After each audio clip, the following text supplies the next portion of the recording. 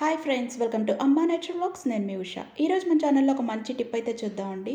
మన కిచెన్లోని ఇలాంటి టవల్స్ అయితే ఉంటూ ఉంటాయి. మనం చేతులు తుడుచుకునేవి కానీ, గిన్నెలు తుడిచేవి కానీ, లేదంటే స్టవ్ క్లీన్ చేసేవి కానీ, ఇలాంటి టవల్స్ అయితే చాలా ఉంటాయండి. ఈ టవల్స్కి మనకి జిడ్డు అనేది బాగా పట్టేస్తుంది. ఇలా జిడ్డు పట్టిన ఈ టవల్స్ని మనం వాష్ చేయాలంటే చాలా కష్టపడాలి. మురికి అనేది తొందరగా పోదనమాట. అలాగే మనకి క్లీన్ చేసేటప్పుడు కూడా మనకి చాలా టైం పడుతుంది. అలా కాకుండా చక్కగా మనం చాలా ఈజీగా ఈ టవల్స్ అయితే వాష్ చేసుకోవచ్చండి.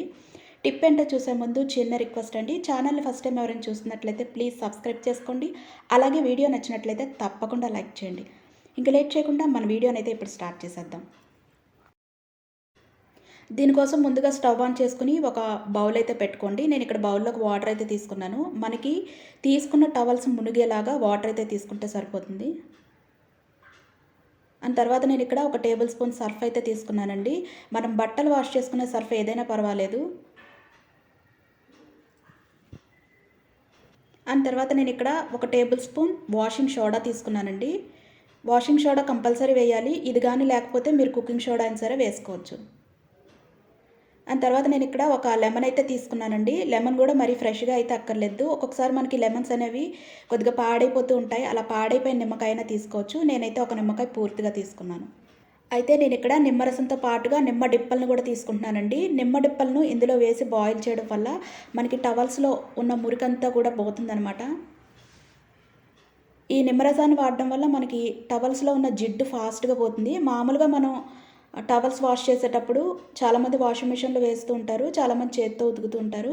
అయితే నార్మల్గా సర్ఫ్ వేసినప్పుడు మనకి ఆ జిడ్డు అనేది, ఆ స్మెల్ అయితే అలానే ఉండిపోతుందండి. ఈ నిమ్మరసాన్ని వాడడం వల్ల మనకి టవల్స్లో ఉన్న జిడ్డు, ఆ స్మెల్ ఏదైతే ఉందో ఆ స్మెల్ అనేది పోతుందనమాట. అండ్ టవల్స్ కూడా చాలా ఫ్రెష్గా ఉంటాయి. అండ్ తర్వాత నేను ఇక్కడ టవల్స్ అయితే వేస్తున్నానండి. టవల్స్ వేసిన తర్వాత మనం వాటర్ అనేది బాగా బాయిల్ చేయాలి. వాటర్ అనేది మనకి హీట్ అయితే సరిపోదండి. ఒక కాసేపు మనకి వాటర్ అనేది బాయిల్ అవ్వాలన్నమాట. కనీసం 5 to 10 మినిట్స్ పాటు బాయిల్ చేసుకోవాలి. ఇలా వాటర్ని బాయిల్ చేయడం వల్ల మనకి టవల్స్లో ఉన్న మురికంతా కూడా బయటకు వచ్చేస్తుంది. మనం టవల్స్ వాష్ చేసేటప్పుడు చాలా ఫాస్ట్గా వాష్ చేసుకోవచ్చు. అయితే ఈ టిప్ అనేది చాలామంది పెద్దవాళ్ళకి తెలిసే ఉంటుందండి. నేను కూడా మా మదర్ దగ్గరే నేర్చుకున్నాను. మా మదర్ అయితే ఇప్పటికీ ఈ టవల్స్ని ఇలానే వాష్ చేస్తూ ఉంటారు. అయితే ఈ టిప్ అనేది కొంతమంది, అంటే కొత్తగా పెళ్ళైన వాళ్ళకి కానీ, లేదంటే ఇప్పుడిప్పుడే పనులు నేర్చుకోవడం స్టార్ట్ చేసిన వాళ్ళకి కానీ ఈ టిప్ అనేది బాగా యూజ్ అవుతుందని నేను ఈ వీడియో అయితే షేర్ చేస్తున్నాను. అండ్ ఇక్కడ మనకి వాటర్ అయితే బాయిల్ అయిపోయిందండి. ఇలా వాటర్ కొంచెం అంటే ఒక 5 మినిట్స్ పాటు బాగా బాయిల్ అయితే మనకి టవల్స్ అనేవి ఈజీగా వాష్ చేసుకోవచ్చు అనమాట. మీరు ఇక్కడ చూస్తున్నారు కదా, వాటర్ అనేది కొద్దిగా కలర్ చేంజ్ అయిందండి. వాటర్లోకి మనకి టవల్స్లో ఉన్న మురికంతా కూడా వచ్చేసింది. అండ్ ఇలా వచ్చిన తర్వాత మనం స్టవ్ ఆఫ్ చేసి కనీసం ఒక హాఫ్ అన్ అవర్ పాటు పక్కన పెట్టుకుంటే సరిపోతుంది.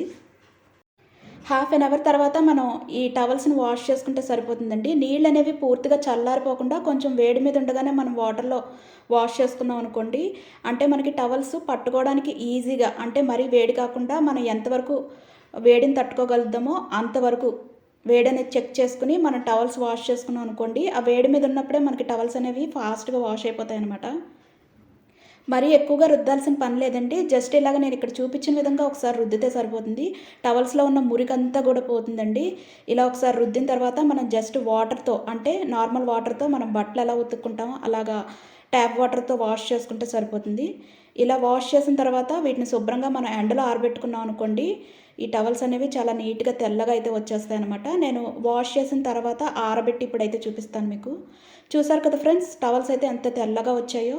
ఈ టిప్ అయితే మీ అందరికీ నచ్చింది అని అనుకున్నాను. టిప్ నచ్చినట్లయితే మన ఛానల్ని సబ్స్క్రైబ్ చేసుకోండి.